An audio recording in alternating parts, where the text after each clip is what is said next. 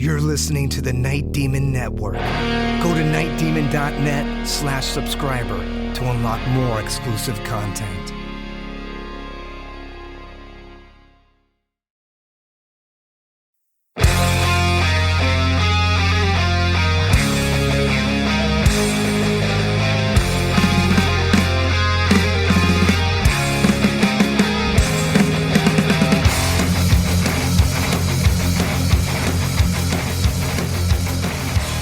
Hello and welcome to the Night Demon Heavy Metal Podcast. I'm your host Nesbit, and today we're going to continue our dive into the history of Night Demon, and we've been leading up to this episode, which is going to deal with the actual formation of Night Demon.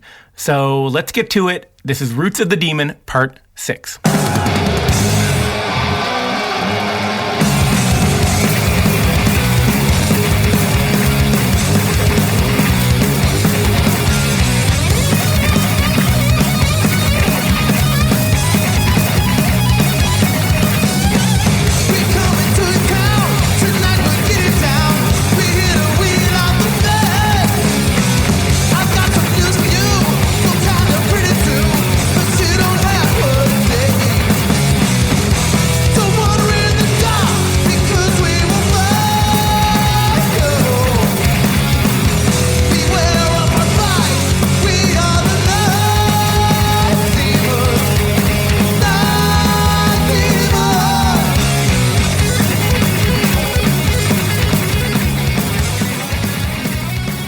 So we went through the history of the members of Night Demon, and now we have Brent Woodward killing it in the fucking Wrath, Jarvis's many bands and projects, and he's now focusing full-time on the Heartbeats.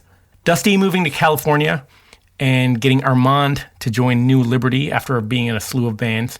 So we have all the players finally on the West Coast. But to get to the heart of Night Demon's formation, it really comes down to two people, Brent and Jarvis. Here's Jarvis Leatherby. So back in 2010, I went to a local bar in Ventura called Billy O's. And it was kind of like, well, it was supposed to be an Irish bar, but there was really nothing Irish about it. But it was just a local dive that it was kind of a place that our generation had taken over when we turned 21.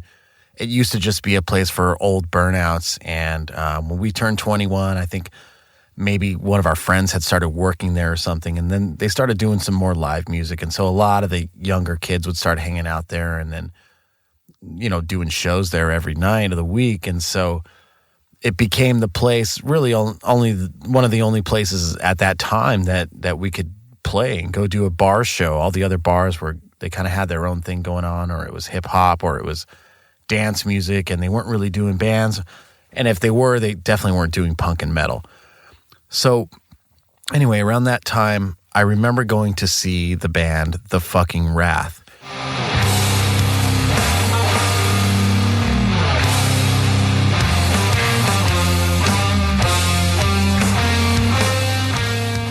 And The Fucking Wrath had a good friend of mine, John Criar, who had played drums in that band. He was actually the singer for the punk rock band The Missing 23rd for many years prior to that. And The Fucking Wrath was kind of like one of his side bands. And they were a three-piece band for a really long time. And so at this time, I want to say again, around 2010, that I went to see them play, and all of a sudden they were a four-piece band. And they had this lead guitar player, this guy that I had never seen before. And I was like, whoa, weird, who's this guy? So anyway, I watched them play, and it was awesome, and it had really taken the band to a whole new level. And they were kind of like, I wouldn't really know how to categorize them. I would say like kind of Black Flag meets stoner metal. I mean, it's definitely, it's probably not right for me to categorize, but I kind of always thought that they definitely were in that kind of scene, that stoner kind of thing, but way more on the punk edge of things. So now here's this new lead guitar player that they have. They're a four-piece, and they're sounding much more metal, and there's guitar solos happening and all kinds of shit.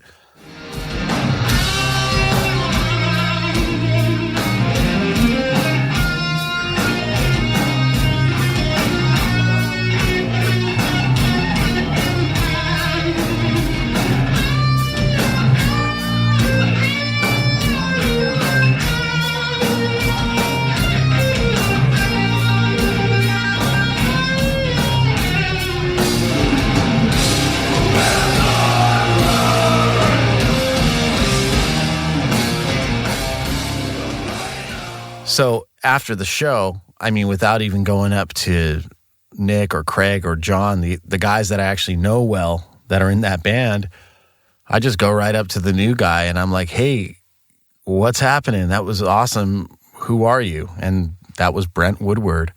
Here's John Crear, drummer of the Fucking Wrath and future drummer of Night Demon. And that's when he met Brent.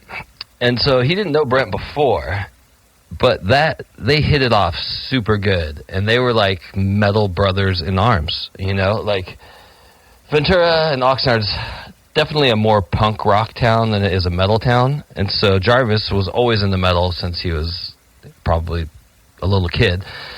He also likes punk too, but he was more of a metal. He leaned more metal edge. So when he met Brent, they were just talking about all these bands, talking about all this old stuff that they were both just nerding out about.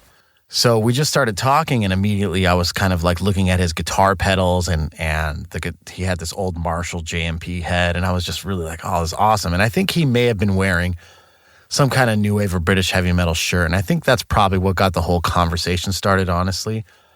But just from then on, it was kind of like, wow, there's somebody else that is in my circle that knows about the new wave or British heavy metal. I mean, really, in Ventura, it just wasn't a thing. Like, nobody knew about that. Nobody cared. Nobody was talking about it. And, you know, here I was playing in like a roots rock and roll band, and this had excited me again about the new wave of British heavy metal just because somebody else pretty much was wearing it on their shirt and playing fucking awesome metal music. So nothing really came of that meeting past that. We just met each other and said hello. Fast forward, I want to say probably about 6 months later, we were at the Bombay Bar and Grill, and the Heartbeats were playing a show.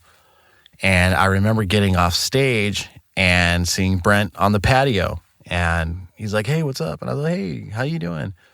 And he's like, that was a really interesting show. I was like, well, was it good? He's like, yeah, it was really good.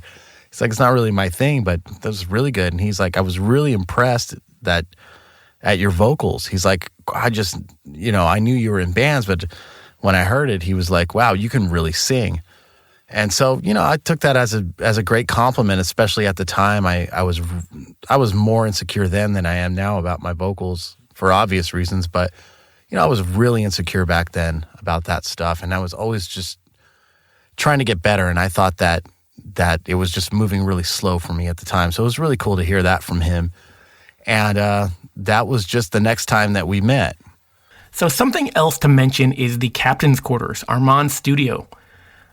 This scene becomes central to the story. The Fucking Wrath's jam space is located next to there. The Wrath and the Heartbeats and New Liberty all record there. You basically have a converted warehouse area that's central to these guys' stories and their bands. Here's Craig Kasamis of the Fucking Wrath. At a certain point, we actually had an opportunity, after being in a couple random spots. We had a big warehouse in Santa Paula for years that we did shows at.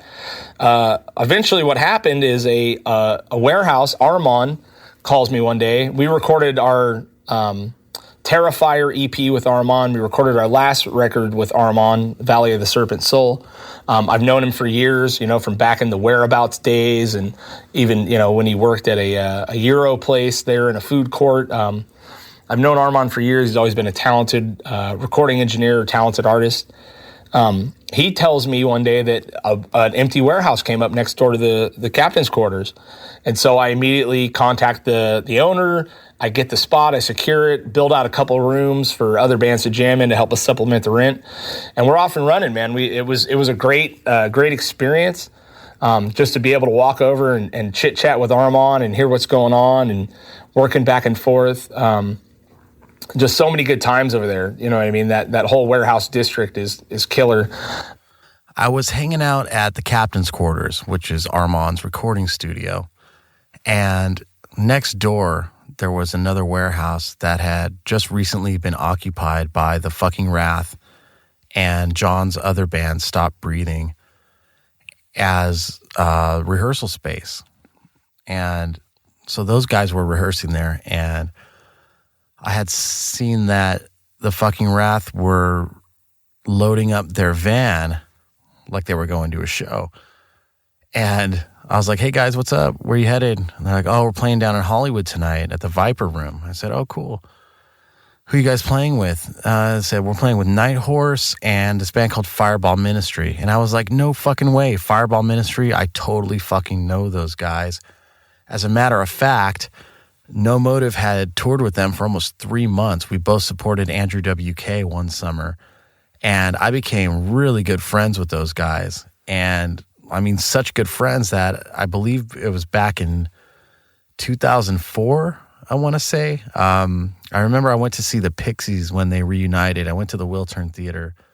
They did two shows in one night. And I remember outside with Roger Camaro before we went in, I'd gotten a phone call from Jim Rhoda, the singer of Fireball Ministry, asking if I wanted to play bass, if I wanted to be the bass player of that band. And, you know, looking back on it, stupidly enough, I should have done it. I probably would have had a really good time. But, you know, that's easy to say now. But at the time, I had really just wanted to, from the ashes of NWOBHM breaking up, I really just kind of wanted to do my own thing. And I wanted to reconnect with Ron Baldwin and start a band. We did try and have a band called Monster Hand. That's a whole nother story. But that's where my head was at. And, you know, I guess everything does happen for a reason. You know, Night Demon may not have existed had I joined that band. We probably wouldn't have. But, so yeah, I was just like, oh man, it would be great to go see those guys and just to randomly show up with one of the support bands, right? So, yeah, it was great. So I just said, you know, I'm just going to, whatever I've got planned tonight, no big deal. I'm just going to cancel it. I'm going to jump in the van with you guys if that's cool and go down and, and see what's going on. We were playing, the fucking Wrath was playing a show at the Viper Room with Fireball Ministry. And this, I think, is in February 2011. And so he was in town and he was just like, hey, do you want some help? I know those guys in Fireball. It'd be cool to come hang out and see those dudes and help you guys out. So he came with us. We went down there, and me and Brent were sitting next to each other in the van, and, you know, it's about at least an hour drive from Ventura, so we had some time to chat. And we just started talking about new wave of British heavy metal bands, and it was just awesome. It was a great conversation. And then he proceeded to tell me about Sumerian Axe and the other bands he was in. So he was in a band called Destruction's End as the drummer, but he had also played guitar in a band called Sumerian Axe, and he had just recently quit that band. I think he had quit probably like the week before we were talking, and I think it was the thing, you know, I mean, I'm not going to comment on how he left the band, but I remember it just being not a great situation, and you know, he was kind of like, he was having a lot of fun in the Wrath, but I think that he really wanted to do something that was way more along the lines of new wave of British heavy metal, and that's kind of what Sumerian Axe was trying to do, but I don't think they were doing it to the level that he was satisfied with. And Brent, always wanted to do a more traditional sounding metal band, because before the Wrath, he was in a band called Sumerian Axe. And, so I'm pretty sure that night is when Night Demon started, when they met each other, right around that night, that one show in February 2011 with Fireball Ministry. So I remember when we were at the show, the Viper Room has like the tiniest backstage. It's weird. It's like a little closet with a sliding door. I mean, it's kind of nice back there, but the club is small, and the dressing room, as you can imagine, is even smaller, but it's a glorified closet. So anyway, I went in there and saw Jim Rhoda from Fireball Ministry, and he was like, whoa, just kind of like, what are you doing here? So it was cool to see him. I didn't want to ruin his, his vibes for the show, just kind of bombing in on him like that. But, and he's kind of a Hollywood guy. He actually went on to make the Sonic Highways series for the Foo Fighters, and actually also the Sound City movie. So he's done some really cool shit with film, and he just gets around in those Hollywood circles. I remember Nikki Sixx was at the show too. Nikki Sixx from Motley Crue, and people were kind of eyeing him all night. And, he was just doing the Hollywood thing. At the time, I think I was like, fuck this guy. Like, stupid Hollywood, Nikki Sixx, Motley Crue, whatever. Obviously I didn't say that to him, but I just can remember kind of like my attitude was like that. I don't know. That's just how I was back then when I would see people like that. I don't know if it was some kind of jealous envy, but I think all artists have this kind of jealous envy when they see people that are super successful, more successful than them, especially if they feel like they're more talented than them or have more to offer than these other people do. And maybe I kind of felt that way. But I guess that doesn't matter, does it? So the show was great. The Wrath was awesome. Firewall Ministry was great. It was great to reconnect with those guys.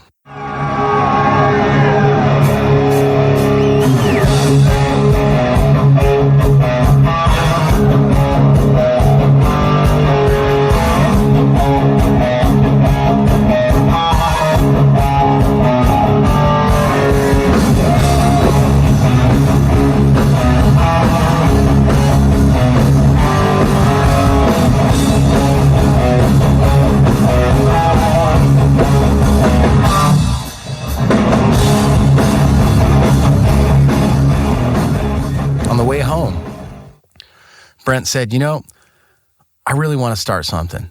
I really want to start a new wave of British heavy metal inspired band. And I said, let's fucking do it. And he's like, I want to start a band called The Chalice. I just started laughing. And I go, really? The Chalice? Like the unholy grail is what I said. And he started laughing. So at that point, I'm just saying like, look, let's jam. Like, who cares? Let's just have some fun. Let's jam. I've got some time to do it. That's how it all began. We were The Chalice, and I said, great, you know what? Let's hook up next week. Let's jam. And I'm going to ask Armand if he wants to play drums, because Armand was actually, Armand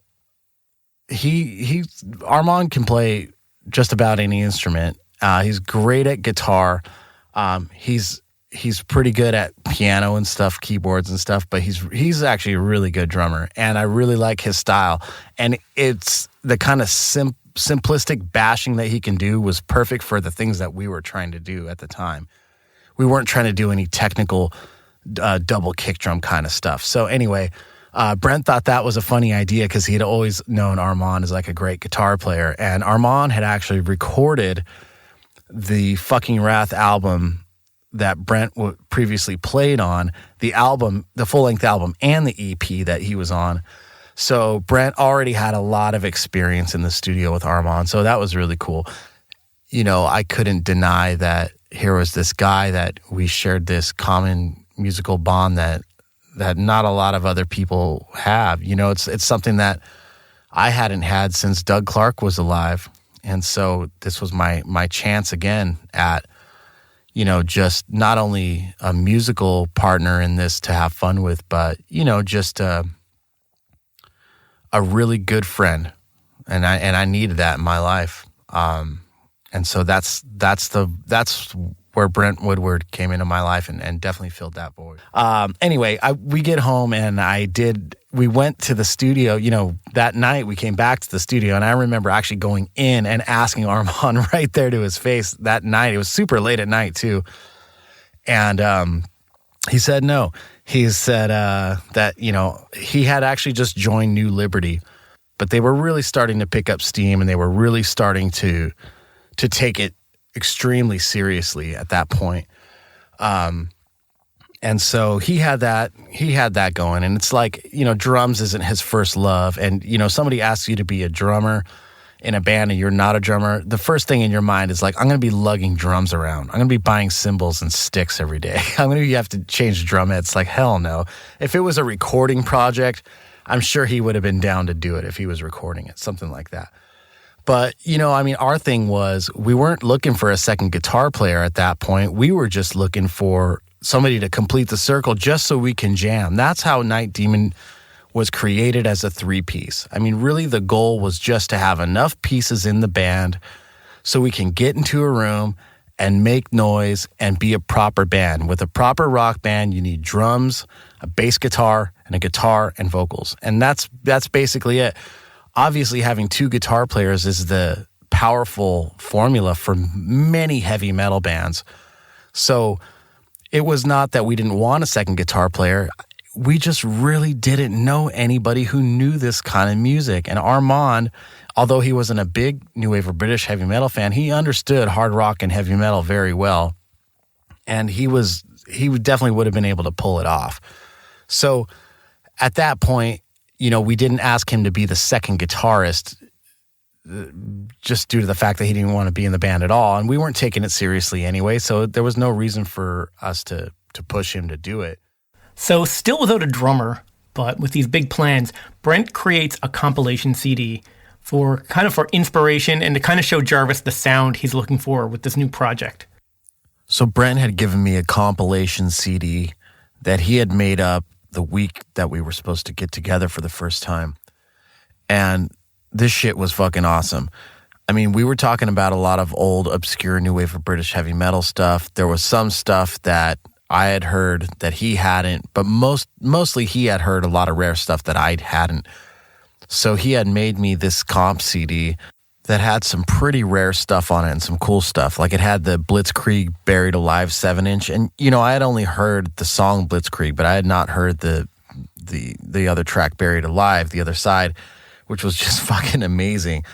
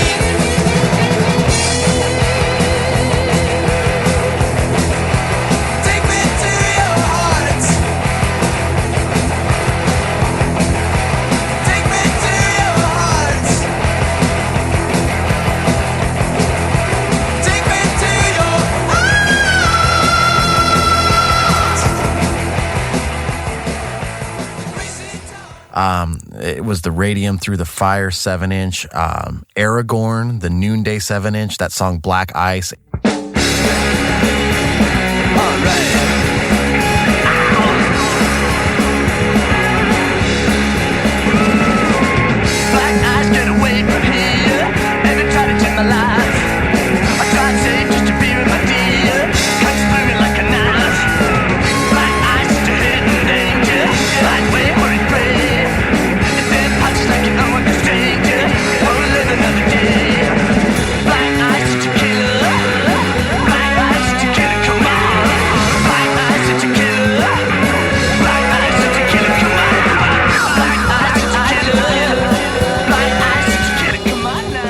I had never even heard of Aragorn. Supposedly the singer of that band was the cousin of Kronos from Venom. And they actually did a version of Radar Love back then, which is super obscure. And I believe that's what inspired us to do it. We kind of took their version and Golden Earrings version and kind of melded the two.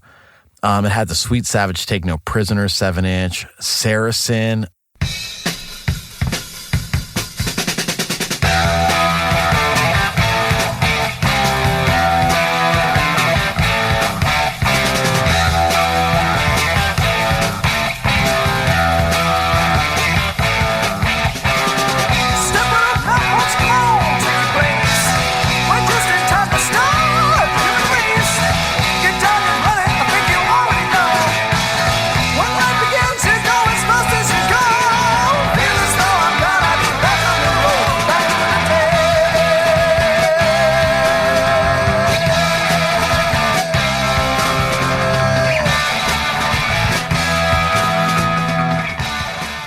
It had all the stuff from, there was a comp called Rock Snacks.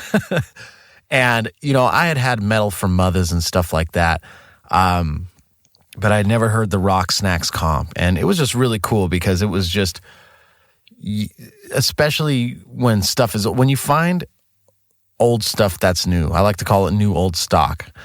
That's the best thing. When you think you've heard everything, or you think that the music's been out for 30, 40 years and you've kind of heard the best of it, I mean, you're wrong. You just need to hang around the right people and get turned on to some other things.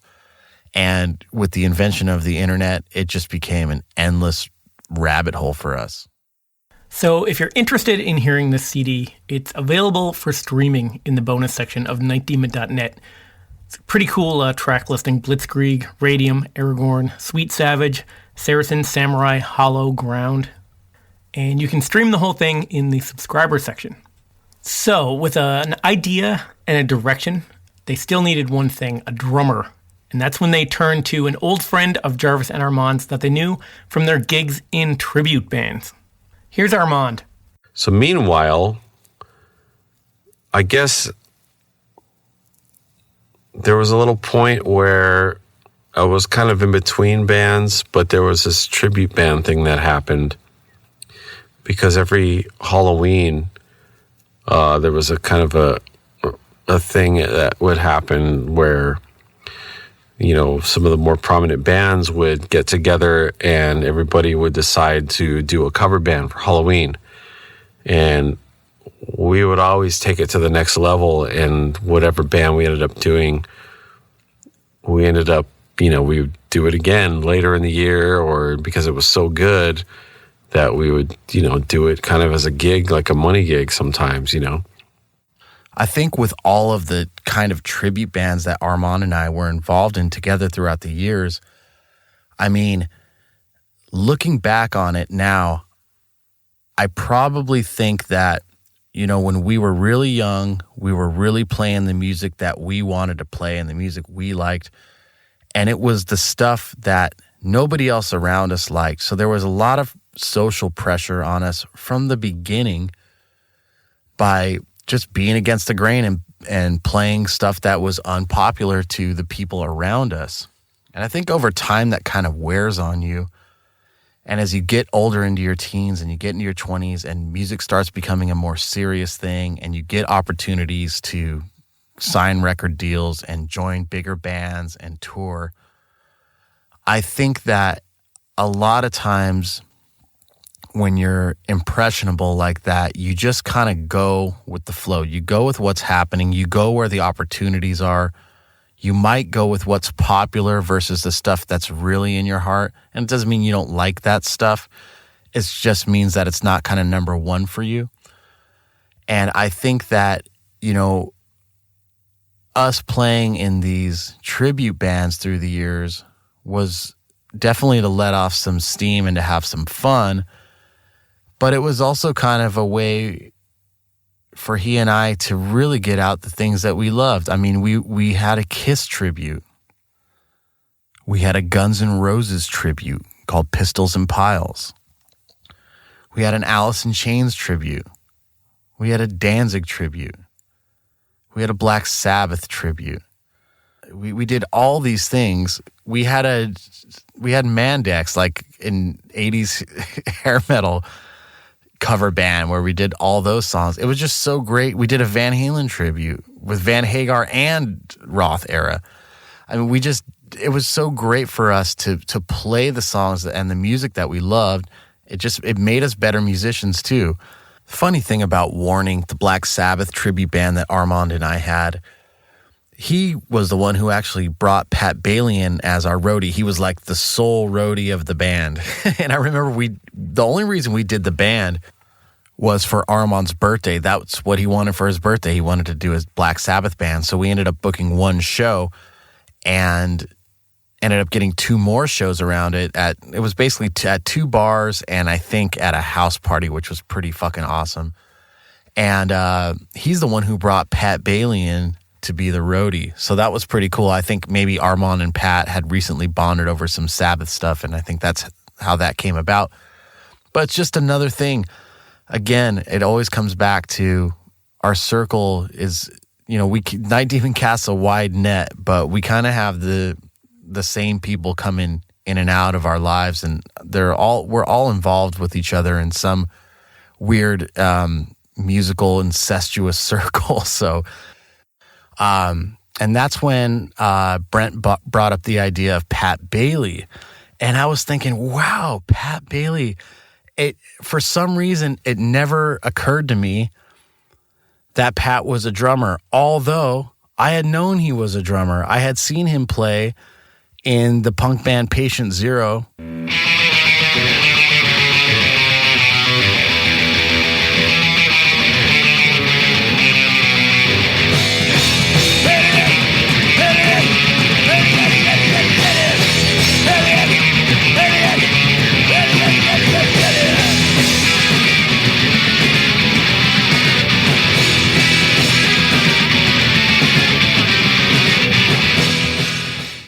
And he was also a roadie for Warning, the Black Sabbath tribute that Armand and I had.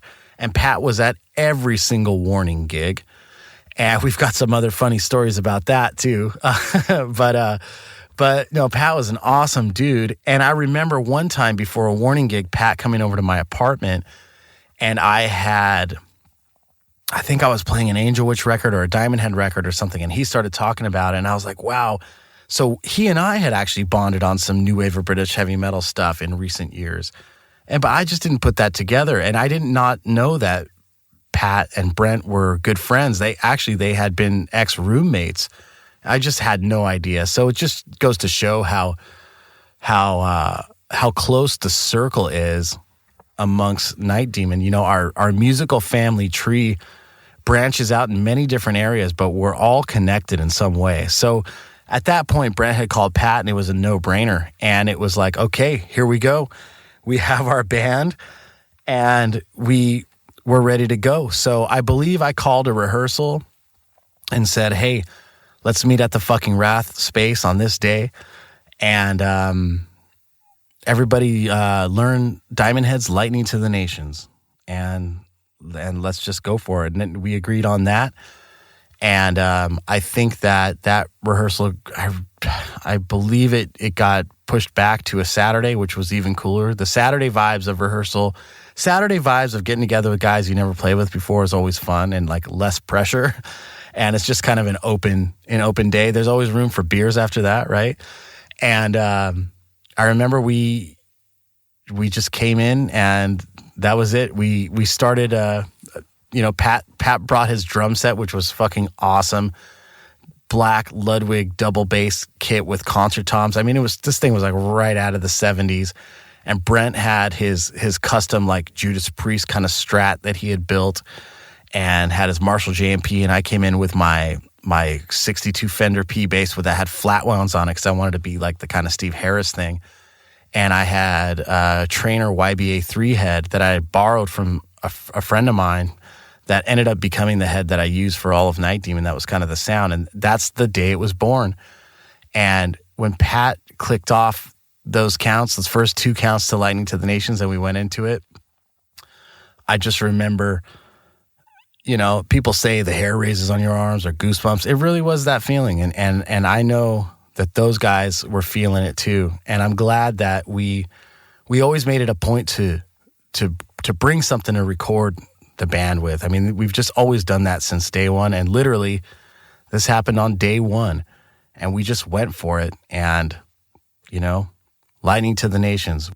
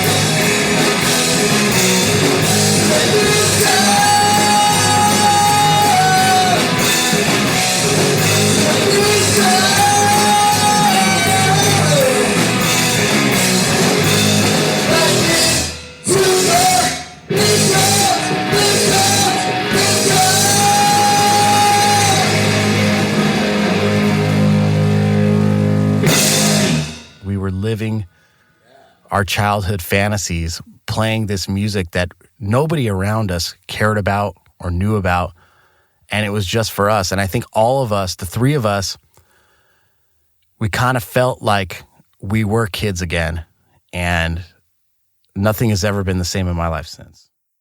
So March 5th, 2011, the official date that Night Demon was born. So three guys with a shared love of new wave of British heavy metal in the jam space next to Armand's studio, the Captain's Quarters in Ventura, California.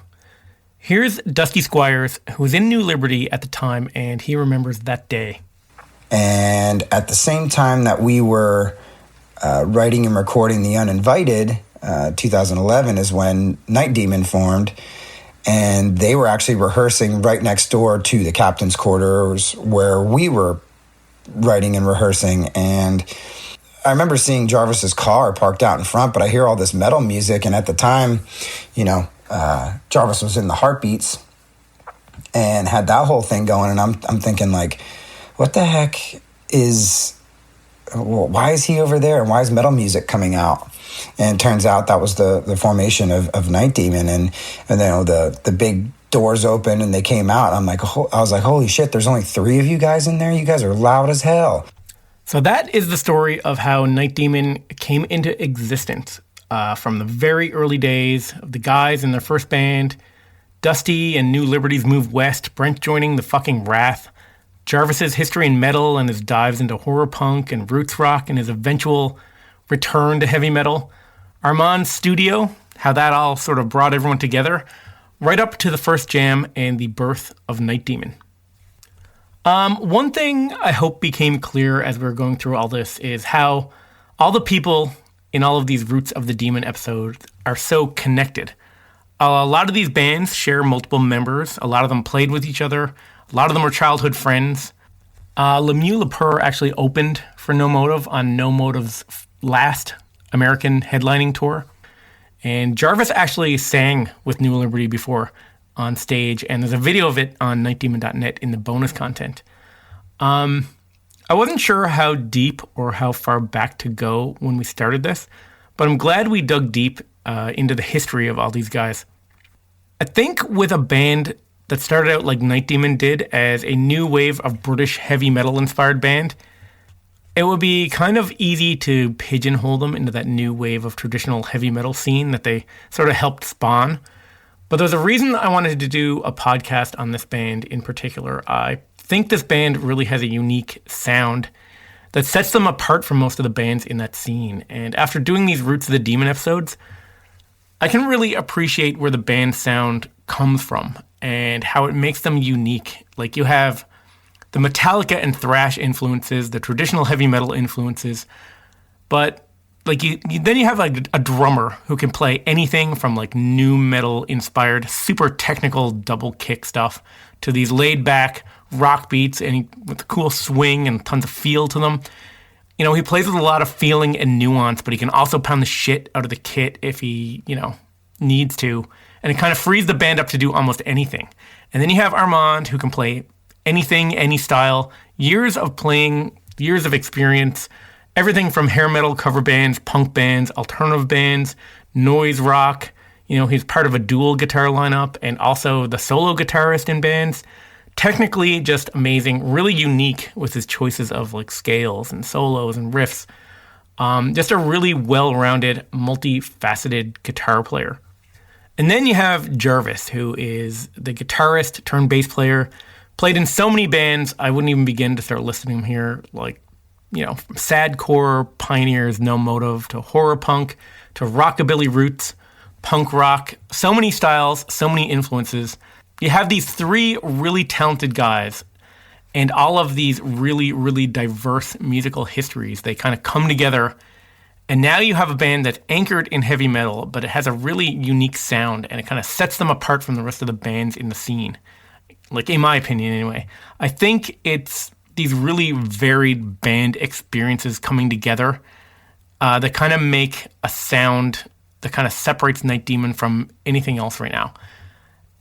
When you listen to their tracks from the first EP to the first album to the second album, into these singles that were released this past year, you can hear their sound progressing, and I think with this upcoming new album, people are really going to see Night Demon stepping forward and kind of stepping ahead of the pack musically.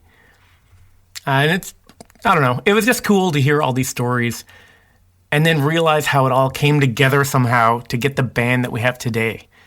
And it's easy to look at the history and see these paths kind of converging to the lineup we have today. And in hindsight, it's easy to put it all together and maybe say it was like destined to happen or that luck put them together. But like, as we went through the history, there's a lot of references to like luck, like lucky this certain person heard this certain thing at a certain time, or lucky a certain person met a certain person at a certain place. But I don't really think luck has anything to do with it, really. I think the story of Night Demon is the story of three really driven guys. They never stop working and pushing, and when you continuously take risks and push yourself, good things are going to happen. I've got a quote here. I'm going to read it. It says, "It's like anything in life, you've got to have a piece of luck.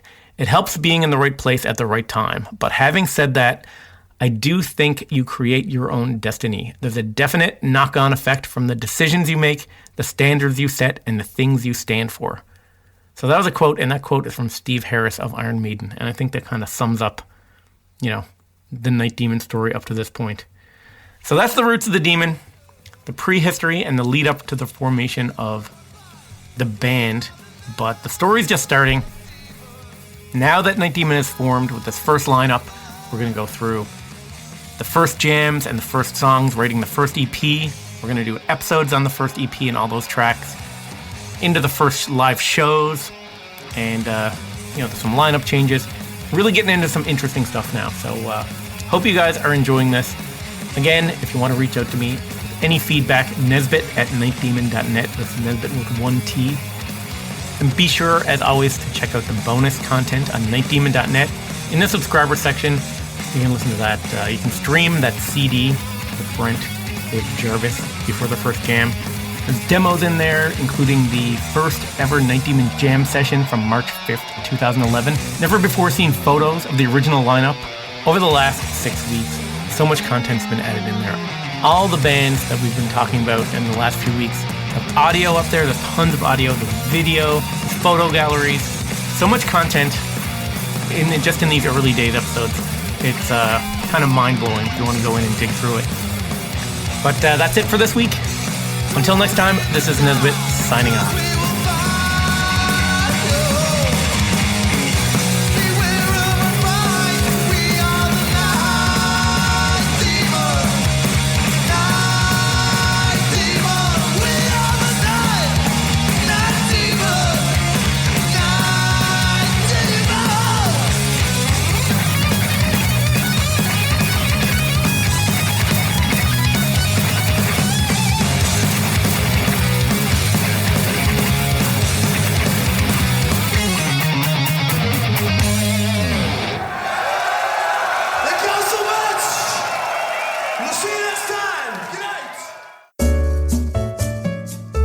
Thanks for listening to the Night Demon Heavy Metal Podcast.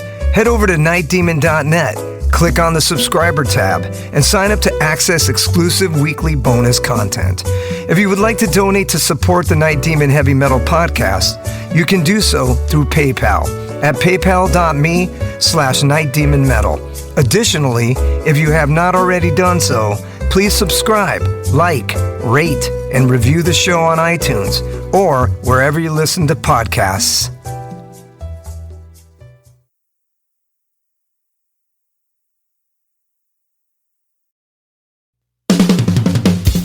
All hail, Night Demon Heavy Metal Podcast listeners. This is Dusty Squires chiming in to tell you about my brand new signature sticks from the London Drumstick Company. I've dreamt of having my very own drumsticks ever since I was a wee lad, and LDC made that a possibility for me. Founded in 2016 in London, England, the birthplace of heavy metal, the London Drumstick Company has trailblazed a path through the music industry and taken the drummer world by storm. When I met them for the first time, they knew their product was going to withstand the beatings of a Night Demon show. They took the time to work with me on getting everything just right. The balance and weight of my sticks are the same no matter what, and the durability is bar none the best I've ever had. I know my sticks will last through the set night after night. I'm truly honored to work with a company that caters to their players the way LDC does. Their innovation and attention to detail is what separates them from the rest of the stick makers out there. Their custom stick sleeves are unbelievable and really make the entire presentation complete. Wait until you see the design they came up with for me. It blew my mind and was a surprise to say the least. They have all kinds of amazing swag, including hoodies, t-shirts, drummer shorts, drum keys, stick bags, towels, face masks, practice pads, and much, much more. Even if you're not a drummer, you can be a part of Demon history and order my brand new signature sticks direct from their website. How cool is that? And to top it off, the London Drumstick Company are giving an exclusive offer to the Night Demon Heavy Metal Podcast listeners. Go to londondrumsticks.co.uk and receive a 15% store-wide discount using promo code DEMONSTICKS. All capital letters, no spaces, Demon Sticks. DEMONSTICKS. I can't thank everyone there enough for the opportunity to be a part of their family and for them trusting me with their amazing products. See you metal maniacs on the road very soon. And yes, the wood chips will be flying.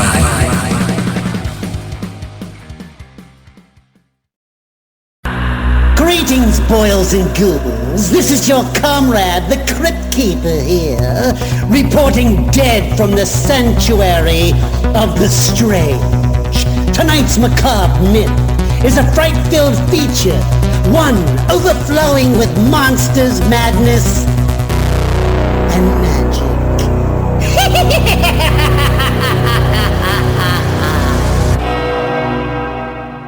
visit our website at monstersmadnessandmagic.com to stay up to date on all the dark dealings within the sanctuary of the strange. Enjoy the show.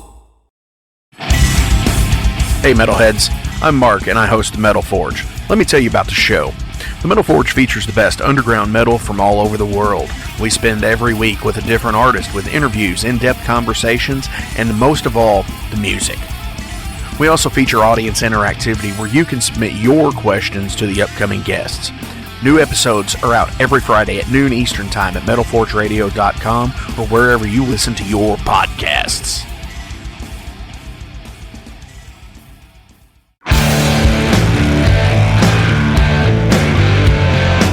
Want to know what's going on in the world of music?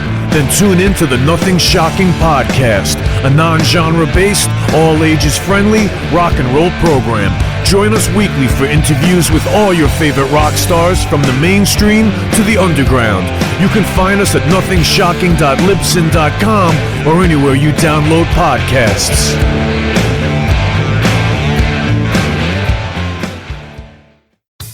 Okay, metalheads, you've been complaining that there has not been a channel that plays all of the heavy metal videos from past, present, and future for years and years at this point. Well, that time is over. Heavy Metal Television is back. HeavyMetalTelevision.net is the website. Go there. You can see videos playing 24/7, 365, all the time, all the best from the old school, the new school, and everything in between. Check it out, HeavyMetalTelevision.net. It is where the metal is.